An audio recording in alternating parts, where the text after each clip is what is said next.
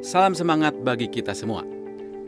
Video ajar kali ini akan berisi mengenai simulasi cochlear surgical robot prototype dengan studi kasus operasi implan pada koklea. Implan koklea merupakan perangkat pendengaran khusus untuk mengembalikan fungsi pendengaran pada pasien yang mengalami kehilangan pendengaran yang berat atau total. Prosedur tindakan adalah dengan melakukan mastoidektomi atau operasi pengangkatan tulang mastoid oleh pakar tim neurotologi. Di sini kita memiliki telinga kanan dengan insisi ditandai sekitar 1 cm posterior dari lipatan postaurikular.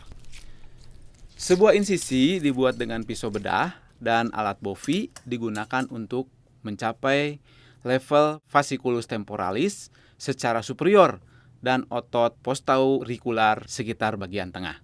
Penutup jaringan lunak dan kulit dinaikkan ke depan sedikit di bawah otot postaurikular, meninggalkan lapisan periostem pada mastoid. Sebuah periostem persegi panjang atau palva flap kemudian dibuat dengan alat bovi. Penting untuk tidak membakar ujung mastoid agar tidak merusak syaraf fasial.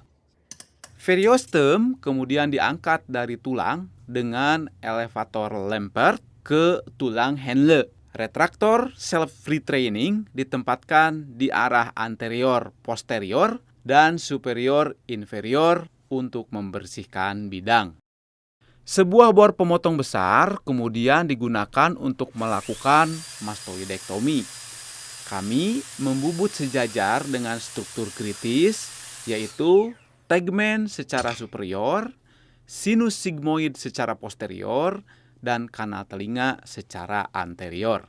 Saluran semilunaris lateral dapat terlihat dikelilingi oleh tulang trabekular. Untuk melihat inkus, seseorang harus melihat sejajar dengan tegmen dan memalingkan pasien dari ahli bedah. Setelah proses tersebut, badan inkus kemudian akan terlihat jelas.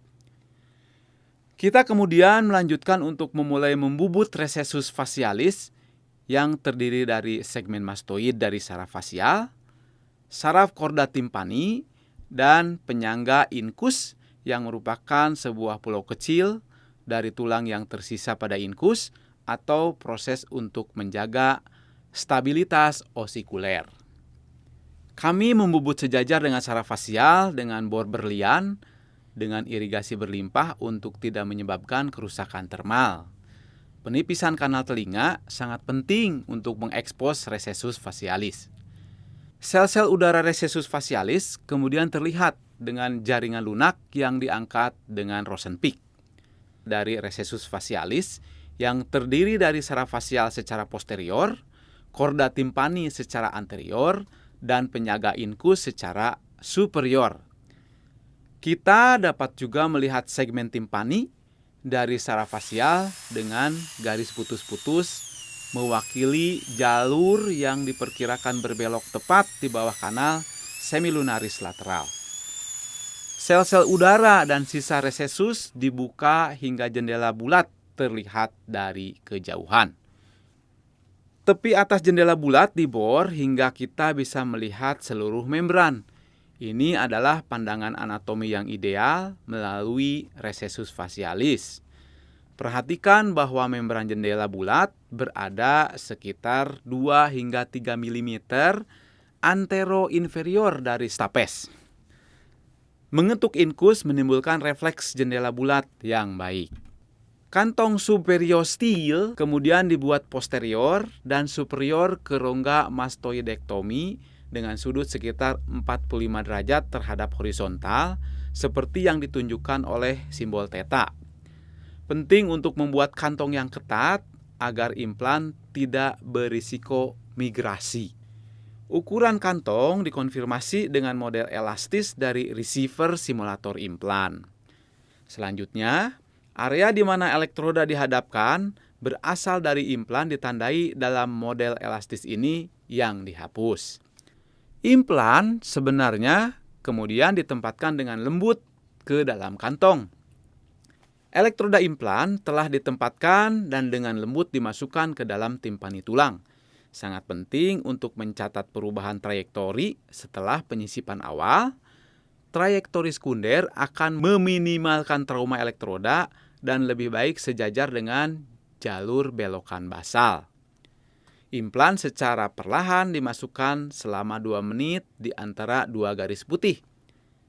Sebuah potongan kecil periostem dan fascia kemudian dipadatkan di sekitar implan untuk menutup jendela bulat.